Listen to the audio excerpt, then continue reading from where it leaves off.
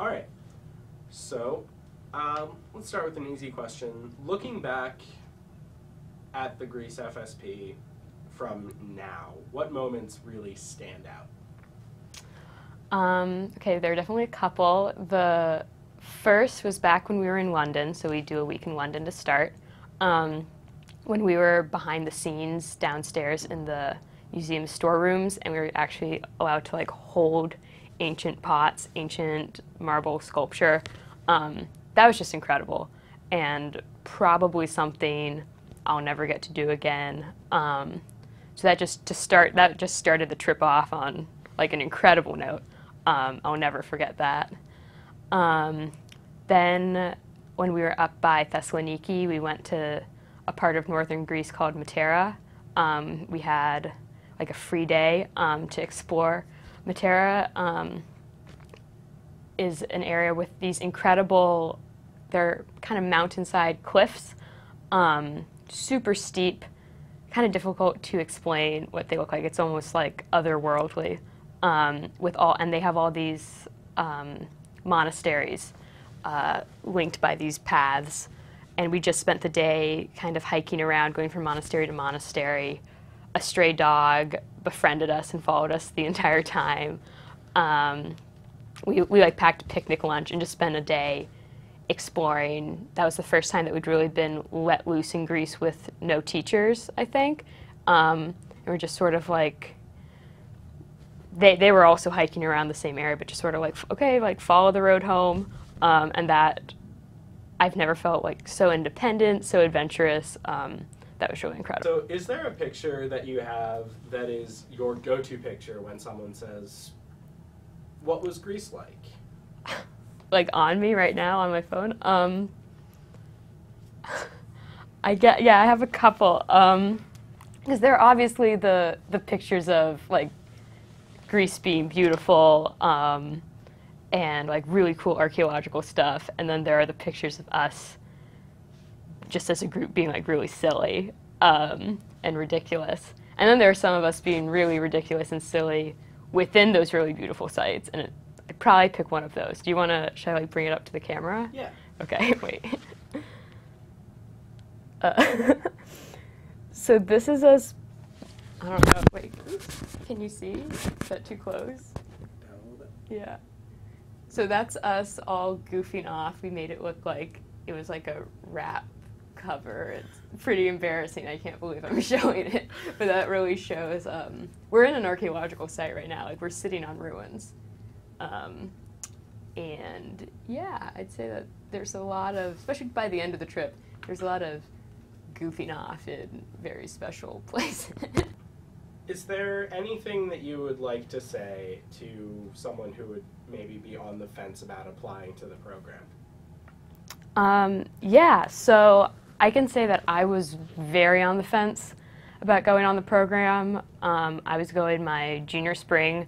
I wasn't really sure. I'd been on junior winter, which is when a lot of my friends were taking their off terms, and that fall a lot of people had been abroad, so all my friends were coming back and I was leaving, and I wasn't super excited about that. I also had like classes on campus I wanted to take. Didn't really know anyone going on the program that well, so it was just like really thinking I didn't want to go. But hands down, the best decision I've ever made. Not just academic, like probably just the best decision I've ever made. Because I met incredible people. I saw incredible things I never would have seen. Like, even if you say, like, I was always thinking, like, oh, well, I can always travel to Greece when I'm older at some point in my life and see a lot of this stuff. Like, no, you can't. We went, like, inside the Parthenon, like, behind the scenes at the British Museum, just things that the average person definitely cannot. You mentioned it was incredibly structured and there was a lot of work. On a scale from 1 to 10, 10 being the hardest, how would you rate the workload?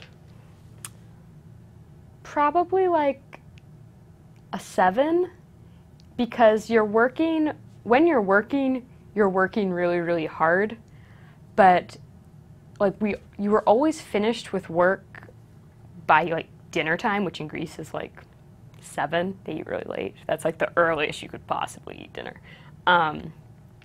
and then you're totally free. Like you're never like staying up late doing work, which is something that I feel like I'm constantly doing at Dartmouth. So in terms of like getting my 8 hours of sleep and stuff like that, like way better in Greece.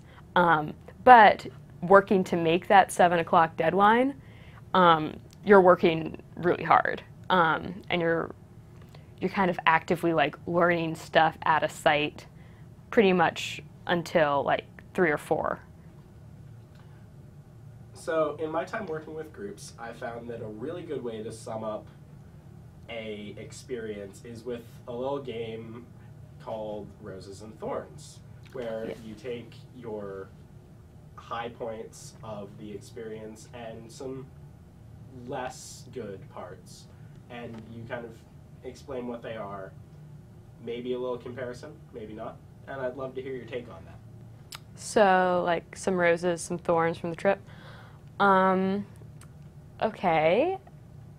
So I think I've already touched on a bunch of my roses, in terms of like days that were especially spectacular, and then just the part, like my takeaways, I think were some big roses in that I realized like just how much I am capable of in terms of learning, like how I work in a group setting.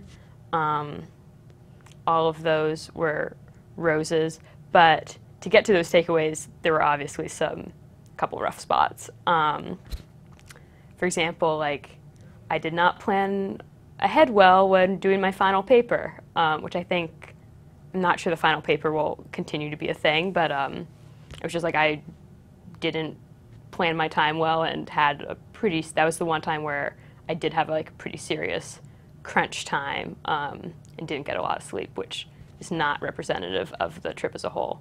I did a similar thing actually in London right at the very beginning, which is the only part of the trip where you will have like reading to do in advance. I did not do that reading in advance, and I tried to do most of it in London, which meant I was staying up really late, like my first week with everyone, and I was like, oh my God, I can't do a trip if I'm getting like between 4 and 5 hours of sleep every night. I just can't do it. And then realized that was, first of all, my fault, and second of all, that was not how the rest of the trip worked. There wasn't like a lot of reading. There's really no reading you have to do at night. So those were thorns, but very much completely my fault for having those thorns. You briefly touched on this in a few of your earlier questions, but is there anything that you know now that you wish you could go back and tell yourself at the beginning of the trip? I think the first thing I would have said was like, it's gonna be okay. It's gonna be awesome. Just like, don't take it so seriously. Like, your friends are gonna remember you when you come back. Like, it's gonna be fine. Yeah, and I think that's really the only thing, because as soon as I was really in Greece, I was just enjoying myself so much, even though I was working like harder than I work in a normal term. Which I'm not saying I was probably working as hard as I should normally work in a normal term, if that makes sense. Like, it wasn't anything, we weren't asked to do anything especially outrageous, but you have to be working, and I think at Dartmouth it's very easy to like put things off and not get them done, but when you have something like a small thing due every single day, you're gonna do it. And when there are only 11 of you, you gotta do it. Like, there's no missing class, it's what you do. And I think just telling myself how much I was going to enjoy myself, because I think I knew I was going to learn a lot. I never doubted that. But yeah, I think I went in with a much more negative outlook than I should have. I think I could have started having fun sooner. Although I guess there is something to be said for low expectations.